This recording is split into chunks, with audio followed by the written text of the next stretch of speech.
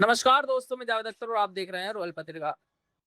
UGC rollback की मांग को लेकर महिपाल सिंह मकराना 800 किलोमीटर पदयात्रा करी।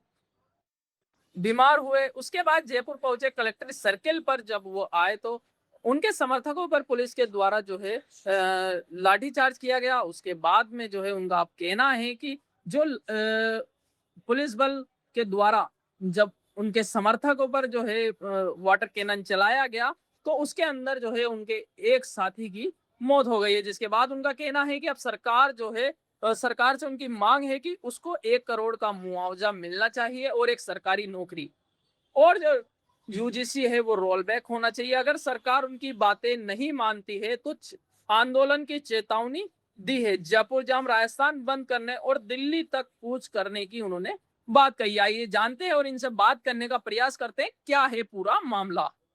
यूजीसी रोल बैक को लेकर काफी लंबे समय से प्रदर्शन कर रहे हो। 800 किलोमीटर से ज्यादा की आपने यात्रा करी, उसके बाद में जो है जयपुर आने के बाद में लाठीचार्ज हुआ, क्या पूरा मामला रहा है? सरकार लाठीचार्ज किया गया हिंसात्मक तरीके से। आए लोग 800 किलोमीटर चल के 24 दिन बाद यहाँ पहुंचे, बर्बरता करी, महिलाओं पे वाटर कैनन का प्रहार किया, लाठीचार्ज किया, बच्चों पे, बूढ़ों पे, बुजुर्गों पे, कईयों के सर फोड़ दिए, टांग तोड़ दी, हाथ तोड़ दिए, पसलियां तोड़ दी। तो हिंसात्मक तरीके से चल रहा था, संविधान हाथ में लेके चल रहे। फिर भी ऐसा कर रहे हैं तो कतई बर्दाश्त नहीं करेंगे, मुंह तोड़ जवाब देंगे। स्वर्ण अब की बार नारा दे रहे, कमल का फूल स्वर्ण की भूल। पंचायती राज चुनाव में, नगर निकाय चुनाव में घर घर जाएंगे, बकायदा इनको धूल चटा देंगे, बीजेपी कांग्रेस दोनों को, जो हमारी बात नहीं कर रही। और जो बच्चा कल एक्सपायर हुआ है उसको जल्द से जल्द संबंधित अधिकारियों को निलंबित करे, 1 करोड़ की सहायता राशि, सरकारी नौकरी दे दे, नहीं तो हम दिखाएंगे हमारी ताकत। ये कल जो हमारी प्रोटेस्ट था, हमारी न्याय यात्रा थी जो 24 दिन से जयपुर पहुंची थी, पैदल यात्रा, उसमें इनके बड़े भाई देवराज सिंह जो मूल ओबीसी समाज से आते, रावण राजपूत समाज से आते, वो समर्थन देने पहुंचे। हमारे भाई है, हमारे अंग है, वो समाज जो हमारा अंग है, बकायदा जाट भी हमारे समर्थन कर रहे थे, यादव कर रहे थे, माली कर रहे थे, खूब से लड़के आए। उनमें आपका भाई भी था। वाटर कैनन के छाती पे प्रहार हुआ। घर गए, घर जाके घर वालों को बताया कि वाटर कैनन लगी है और मेरा दर्द कर रहा है। इन लोगों ने हॉस्पिटलाइज किया। आप बताएं उसके बाद क्या हुआ? आप पूरा बताएं। घर पहुंचे सर, क्या नाम है? मेरा नाम है किशन सिंह। घर पहुंचे, उन्होंने बोला कि मैं रैली में गया था। रैली पे गया था, आंदोलन में गया था। वहाँ पे मेरे साथ पकड़ मची और उसके ऊपर वो रेन वाटर की बौछार हुई तो इससे उनके गिर गए और जी में घबराहटी होने लगी। घर पे आते अचानक से बेहोश हो गई। बेहोश होने के बाद हम उनको हॉस्पिटल लेके गए।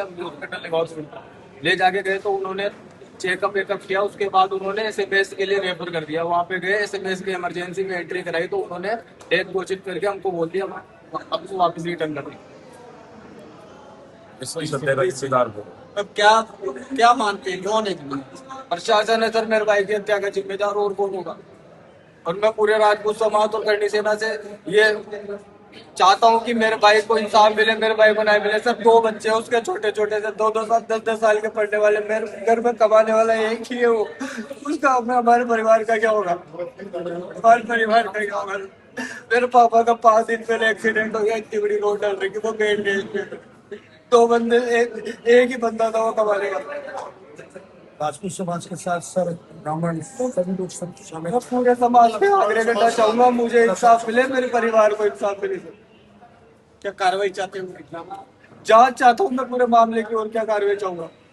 और जो मैं आग्रह करूंगा हमारे राजपूत समाज से, करनी सेना से, कि उनके तहत जो भी कार्रवाई होगी हमारे परिवार के लिए वो मान्य हो।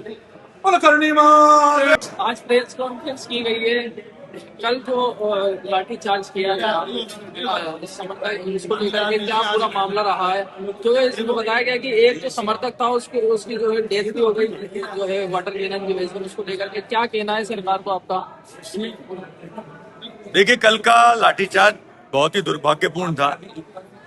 एक ज्ञापन देने के लिए हजारों लोगों की भीड़ गई थी। कलेक्टर को स्वयं को आकर ज्ञापन लेना चाहिए था, मगर माहौल बिगाड़ा कलेक्टर साहब ने, प्रशासन ने, पुलिस ने। निश्चित तौर पर उस हंगामे और लाठीचार्ज में एक हमारे भाई की, युवा भाई की मौत हो गई। इसकी संपूर्ण जिम्मेदारी प्रशासन की है, कलेक्टर साहब की है, पुलिस की है। और अब आने वाले 7 दिनों में एक बड़े आंदोलन की रूपरेखा तय की जाएगी। हमारी कुछ मांगे हैं, उन मांगों को सरकार द्वारा मान लिया जाता है तो आगे की रणनीति उसके अनुसार तय करेंगे, और यदि मांगे नहीं मानी जाती है तो आगे के आंदोलन की रूपरेखा उस आधार पर बनाई जाएगी।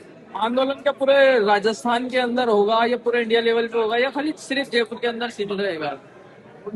देखिए, यह आंदोलन की व्यापकता के ऊपर निर्भर करता है। श्री राजपूत करनी सेना और हमारे भाई विजय कौशिक जी के नेतृत्व में ये आंदोलन हो रहा है और हम लोग इसका पुरजोर तरीके से समर्थन कर रहे हैं। और जहां संघर्ष होता है वहां अनिल चतुर्वेदी और सुनील उदैया हमेशा उपस्थित होते हैं। जो भी ये रूपरेखा बनाएंगे उस रूपरेखा में और आंदोलन में हम कंधे से कंधा मिलाकर साथ देंगे। जिन पुलिस वालों ने जो है लाठी चार्ज की, उन्होंने अभद्र भाषा का भी वहां पे प्रयोग किया था, है ना, वीडियो में आया, तो क्या उन लोगों को सस्पेंड किया गया है या क्या पूरा मामला क्या है? क्या उनके जो आप लोग वहां पर बैठे रहे थे काफी लंबे समय तक, पूरा जयपुर जाम हुआ, क्या उन पर कार्रवाई हुई या नहीं अभी तक? देखिए, उन पुलिस अधिकारियों पर कार्रवाई हुई है। उनको जहां तक मुझे जानकारी मिली है एपीओ कर दिया गया है और उसके बाद विभागीय जांच भी उनकी खोल दी गई है। निश्चित तौर पर और भी भविष्य में दंडात्मक कार्रवाई उन पर करनी चाहिए। जिस तरह से हमारे एक भाई की मौत हुई है तो उनके ऊपर धारा 302 का मुकदमा दर्ज होना चाहिए और उनके खिलाफ सख्त से कानून की व्यवस्था बनाई जानी चाहिए। सरकार से क्या मांगे हैं जिनकी डेथ हुई है उनको लेकर? सरकार से मांगे, पूरा मीडिया, पूरा सोशल मीडिया पे चल रहा है। सरकार से 3 ही मांगे हैं। एक तो जो लोग इसमें इन्वॉल्व थे उन 3 लोगों को सस्पेंशन, जो लड़का मरा है उसको 1 करोड़ का मुआवजा, और यूजीसी रोल बैक के लिए सरकार संवेदनशील होकर के बातचीत करे।